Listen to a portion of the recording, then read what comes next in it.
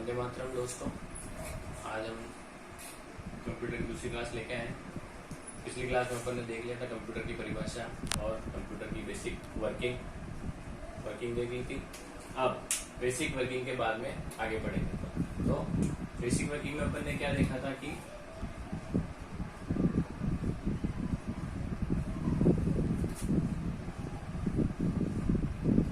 Input होता है, पहले कहाँ जाता, सीपीयू में जाता है और वहाँ पे क्या होती है, प्रोसेसिंग होने के बाद आउटपुट देता है और वो आउटपुट क्या होता है,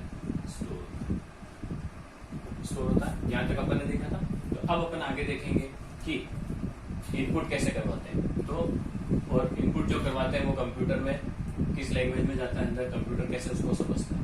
तो जब भी अपन कंप्यूटर में इनपुट करवाते हैं, सपोज अपन ने कोई नंबर इनपुट करवाया, एग्जाम्पल 4 and 5, लास्ट टाइम भी अपन ने एग्जाम्पल किया था, उसमें 4 5 इनपुट करवा के उसका एडिशन करवाया था। तो अब जब अपन 4 and 5 जब कंप्यूटर को देंगे तो क्या डायरेक्टली वो इसको समझ लेगा? नहीं, वो डायरेक्टली नहीं समझेगा, क्योंकि कंप्यूटर जो लैंग्वेज समझता है उसको बोलते हैं बाइनरी लैंग्वेज या मशीन लेवल लैंग्वेज। ठीक है, तो ये लैंग्वेज समझता है। इस लैंग्वेज में क्या होता है, 0 and 1, जिनको क्या बोलते हैं, बाइनरी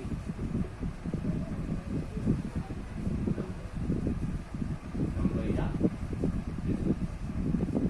तो जो कंप्यूटर क्या समझता है, बाइनरी लैंग्वेज। उस बाइनरी लैंग्वेज में क्या होता है, बाइनरी डिजिट्स। जब भी अपन 4 and 5 को इनपुट करवाया तो वो कंप्यूटर में किसकी फॉर्म में जाएगा, 0 and 1 की। ठीक है, तो इस तरह से कंप्यूटर में इनपुट होगा। अब ये तो इनपुट जाने वाला इनपुट अपन ने देखा। अब कंप्यूटर इनपुट करवाते किससे हैं, तो वो इनपुट किसके हेल्प से करवाते हैं, तो इनपुट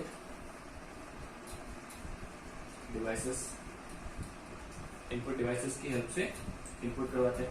तो ये इनपुट डिवाइसेस को अपन अगली क्लास में ब्रीफ पूरा पढ़ेंगे, ब्रीफ में। ठीक है, अभी फिर क्या होता है, प्रोसेसिंग कहाँ होती है, सीपीयू में, और फिर आउटपुट आता है। तो आज अपन पढ़ेंगे सीपीयू को आगे पूरा पढ़ेंगे अपन। Processing unit, central processing unit, और इसे क्या कहते हैं, कंप्यूटर का मस्तिष्क।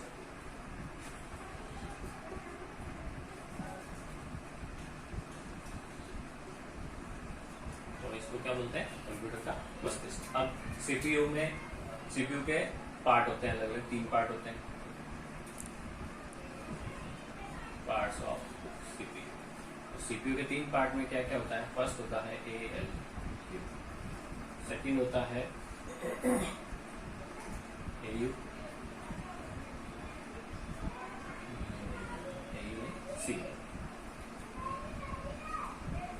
CU, और थर्ड होता है। ठीक है, तो ये 3 इसके पार्ट्स होते हैं या यूनिट्स होती हैं। पार्ट्स बोल सकते हैं अपन इसको, या फिर यूनिट्स भी बोल सकते हैं। अब इन तीनों को अपन अलग से देखते हैं। तो ALU, फर्स्ट पार्ट क्या है, ALU। तो ALU को क्या बोलते हैं, अरिथमेटिक लॉजिकल।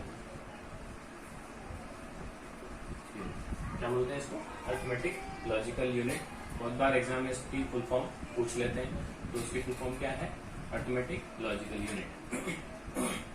अब जैसा कि नाम से पता चल रहा है कि अरिथमेटिक और लॉजिकल यूनिट है, तो ये क्या काम करेगा, अरिथमेटिक कैलकुलेशंस करेगा,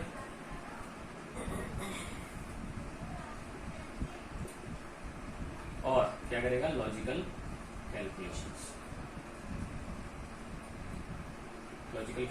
करेगा। अब अरिथमेटिक कैलकुलेशंस में कौन कौन सी कैलकुलेशन आएगी, जैसे एडिशन करना, सब्ट्रैक्शन करना, या डिवीजन, मल्टीप्लिकेशन, एक्सेट्रा। उसके बाद में लॉजिकल में क्या होगी, लॉजिकल कैलकुलेशंस कौन कौन, जिसमें कोई लॉजिक होता है। तो लॉजिकल में क्या क्या आएगा, जैसे ग्रेटर देन होता है, लेस देन होता है, greater than equal to, less than equal to, ये सारे क्या हैं, लॉजिकल ऑपरेशन।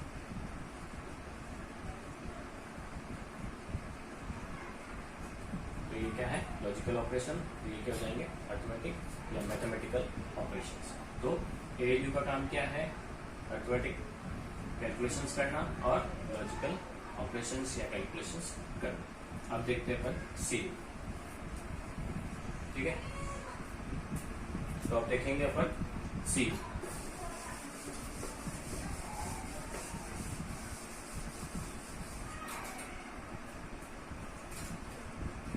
सीयू को क्या बोलेंगे, कंट्रोल यूनिट।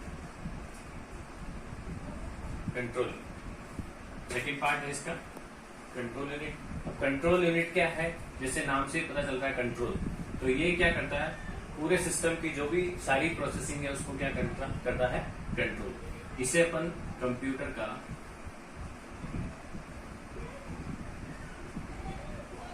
नर्वस सिस्टम भी कहते हैं, नर्वस सिस्टम या तंत्रिका तंत्र, ठीक है। तो ये क्या करता है, कंप्यूटर की सारी जो भी प्रोसेसिंग होगी, चाहे वो किसी प्रकार का अरिथमेटिक हो या लॉजिकल हो, सब कुछ कौन कंट्रोल करेगा, कंट्रोल यूनिट कंट्रोल करेगा, ठीक है। इसके द्वारा कोई कैलकुलेशंस नहीं होती, कोई भी कैलकुलेशन नहीं करता ये सिर्फ क्या करता है,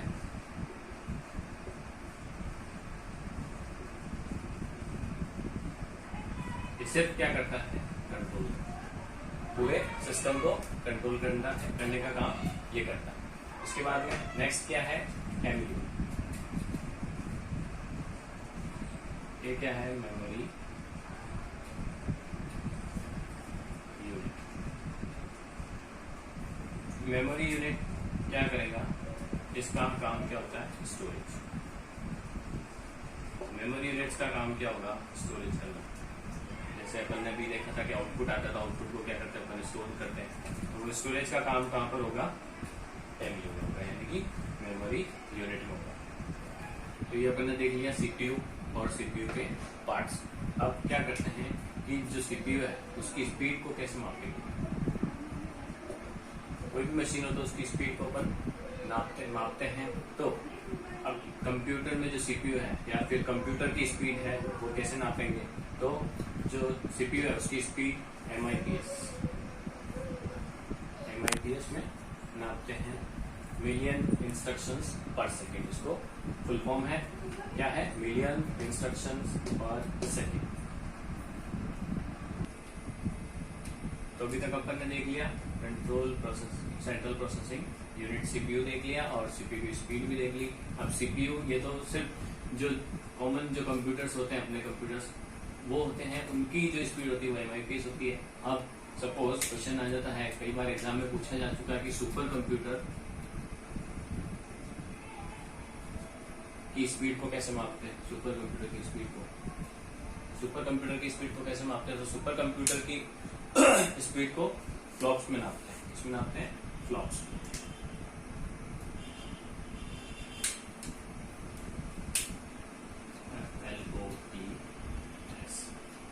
फ्लॉप्स में नापते हैं। तो इसका फुल फॉर्म क्या होगा, इसका फुल फॉर्म होगा फ्लोटिंग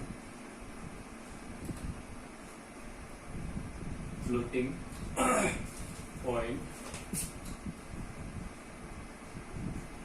इंस्ट्रक्शंस पर सेकेंड, ठीक है। तो फ्लॉप्स की फुल फॉर्म क्या होगी, फ्लोटिंग पॉइंट इंस्ट्रक्शंस पर सेकेंड। ये क्या करता है, सुपर कंप्यूटर की स्पीड को मापते हैं अपन इसमें, ठीक है। अब सीपीयू के प्रकार, सीपीयू दो टाइप के होते हैं। सीपीयू कितने टाइप के होते हैं, दो टाइप के होते हैं, 2 टाइप्स। पूछते नहीं है लेकिन फिर भी अगर क्वेश्चन आ जाए कि सीपीयू कितने प्रकार के होते हैं, तो 2 प्रकार के होते हैं। एक तो होता है सिस्क और रिस्क।